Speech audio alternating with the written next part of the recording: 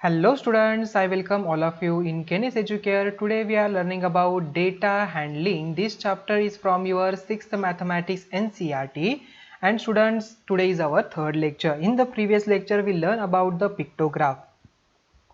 कैसे रीड किया जाता है और उसे कैसे ड्रॉ भी किया जाता है वो हमने ऑलरेडी लर्न किया था। आज के इस न्यू लेक्चर में हम देखेंगे बार ग्राफ। ओके, देखिए students, representing data by pictograph is not only time consuming but at a times difficult to.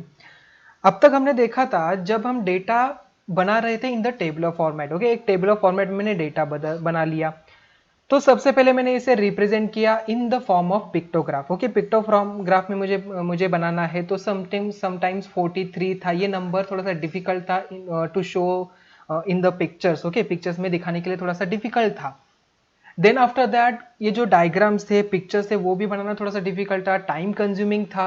Difficult मतलब इतना भी नहीं था, बट वो एज कंपेरेटिवली डेटा हैंडलिंग से थोड़ा इजी था। ओके, बट अभी इससे भी कोई और अच्छा रिप्रेजेंटेशन है क्या जो हमें क्लियरली सभी डेटा दे और इजी वे से दे? ओके यस, यहाँ पर है, उसे हम कहते हैं ग्राफ। ओके, ग्राफ हम प्लॉट करते हैं, यहाँ पर उसमें एक टाइप है बार ग्राफ। अब आने वाले स्टैंडर्ड में और डिफरेंट टाइप्स ऑफ ग्राफ्स भी देखने वाले। Okay, so let us see some other way of representing data visually.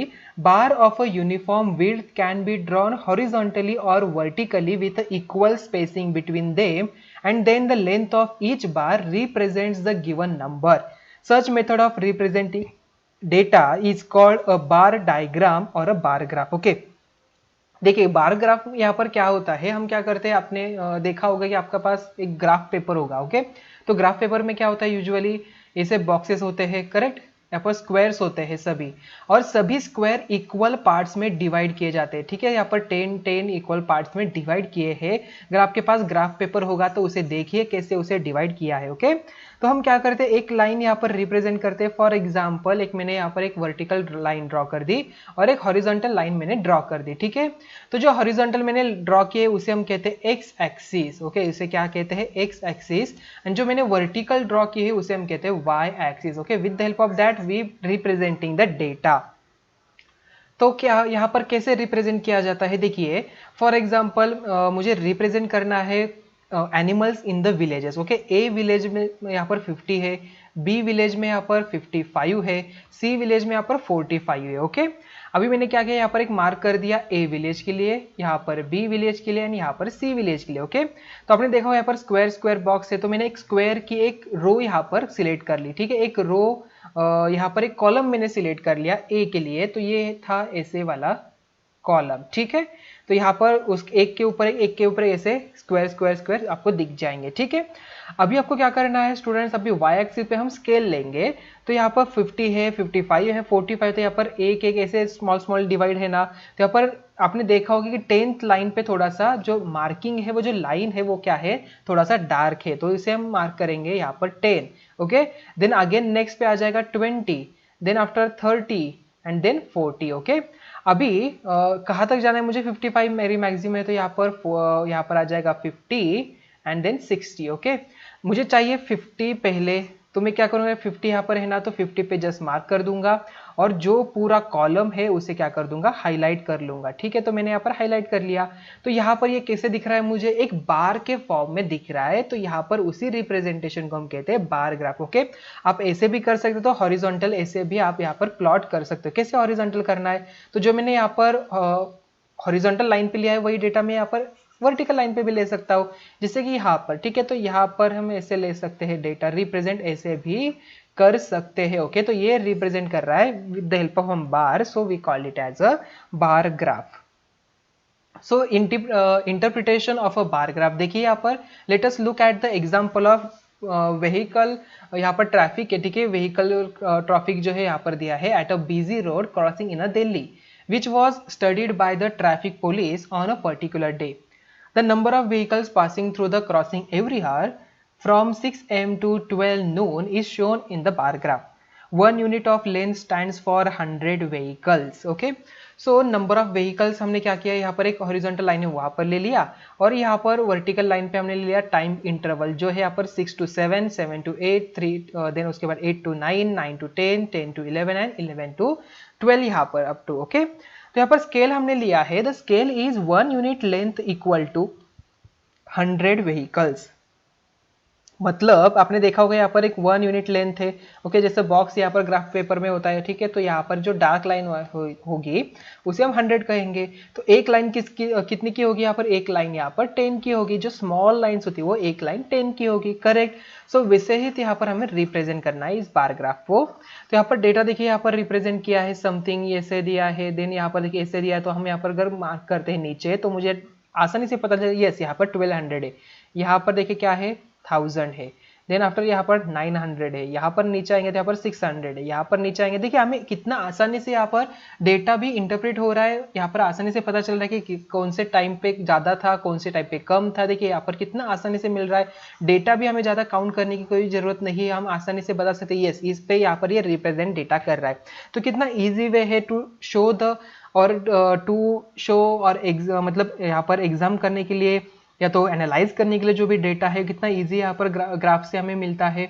सो यहाँ पर बार ग्राफ ये आपका फर्स्ट स्टेप है, आने वाले स्टैंडर्ड में आपको डिफरेंट ग्राफ भी लर्न करने हैं, ओके, आप लर्न करोगे। देन उसके बाद देखिए we can see that maximum traffic is shown by the longest bar, जो 1200 वाला था for the time of interval 7 to 8 AM, okay. Then second larger longer bar था 8 to 9 का। Similarly minimum traffic is shown by the smaller bar for interval 6 to 7, the bar just longer than the smallest bar is between 11 to 12। देखिए यहाँ पर 11 to 12 कहाँ पर है, यहाँ पर है। देन सबसे स्मॉलेस्ट यहाँ पर 6 to 7, सबसे ज्यादा था 7 to 8 में। अभी वही ग्राफ हम यहाँ पर इस तरीके से भी शो कर सकते हैं, जैसे मैंने आपको ऑलरेडी बता दिया था। The total traffic during the 2 peak hours, यहाँ पर 8 to एज शोन यहाँ पर दिया था कि 19 व्हीकल्स था, something something, okay. So if the numbers in the data are large then you may need to different scale. देखिए डेटा अगर यहाँ पर चेंज हो गया तो आपको डिफरेंट स्केल की जरूरत है, okay. So for example take a case of growth of the population of India, the numbers are in crore. ये नंबर्स कितने में है, करोड़ में है।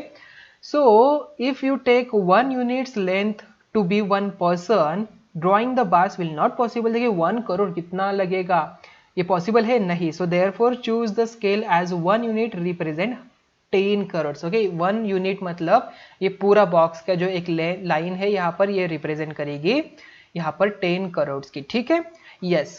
तो the bar graph for this case is shown in the figure. So the bar graph of length 5 units represent 50 crore, correct ना। यहाँ पर देखिए ये 44 पे है तो ये 44 करोड़ शो करेगा, ये 54 करोड़, 68 करोड़, 84 करोड़, 102 करोड़, ओके। वैसे ही यहाँ पर सभी ग्राफ यहाँ पर शो करेंगे, okay. So the bar graph of a length 5 units represent 50 crore and the 8 units represent the 80 crore, okay, yes. अभी समटाइम यहाँ पर 44 तो कैसे जाएंगे, देखिए 40 एंड 50 के बीच में 10 लाइन्स आपको दिख रही है ना, 1 2 3 4 ऐसे स्मॉल स्मॉल। तो 40 के बाद 4 वाली लाइन 1 2 3 4, तो 4 वाली लाइन पे मार्क करिए और यहाँ पर आपका ग्राफ आ जाएगा आसानी से, ओके। जस्ट आपको क्या करना है, ग्राफ पेपर लेना है, उसको जरा सा अच्छी तरीके से पढ़ना है, उसका एनालाइज करना है, ओके। सो स्टूडेंट्स कुछ एग्जाम्पल से आइए देखते हैं। So read the adjoining bar graph showing the number of students in a particular class of a school. Answer the following question, what is the scale of this graph. इस ये जो graph बनाया है उसकी स्केल क्या है। देखिए scale कहाँ पर लिखी जाती है, यहाँ पर जो ग्राफ है उसके राइट हैंड कॉर्नर पे स्केल लिखी जाती है। 1 unit length is equal to 10 student. तो यहाँ पर आंसर क्या हो जाएगा, the scale is 1 unit length equals to 10 students. ये हमारी स्केल हो गई। आफ्टर दैट बी देखिए, how many new students are added every year. कितने स्टूडेंट्स ऐड हो रहे हैं एवरी ईयर। तो हमें क्या करना है, इन दोनों का यहाँ पर डिफरेंस फाइंड आउट करना है। मतलब 2001 एंड 2000 वाला जो डिफरेंस है ये हम फाइंड आउट करेंगे। देखिए यहाँ पर कितना शो कर रहा है, तो ये समथिंग यहाँ पर आ रहा है, ठीक है। तो ये 38 अप्रोक्सीमेटली होगा, ओके। सो 13 एंड 30 मतलब 80 स्टूडेंट्स यहाँ पर 2000 एंड 2001 में ऐड हो गए, ओके। 2001 में एज कंपेरेटिवली 2000 से। देन यहाँ पर आगे 50 है, देन अगेन यहाँ पर 60, ऐसे बढ़ते जा रहा है। तो आपको आइडेंटिफाई करना है कि इसकी स्केल क्या हो सकती है। देखिए यहाँ पर ये हो सकता है 56 हो सकता है ये, और ये आ जाएगा यहाँ पर 50, ये आ जाएगा 50, ये 46 हो जाएगा एंड ये आ जाएगा 56 पे, ठीक है। तो यहाँ पर आ गया, आप आसानी से इसका आंसर दे सकते हो। अभी आपको जस्ट क्या करना है, उनका डिफरेंस फाइंड आउट करना है। Is the number of students in the year 2003 twice that in the year 2000। देखिए 2000 में जितने स्टूडेंट थे एंड 2003 में, देखिए कितने स्टूडेंट्स यहाँ पर 2003 में, यहाँ पर अप्रोक्सीमेटली है 55 56 है एंड यहाँ पर कितने 30 है।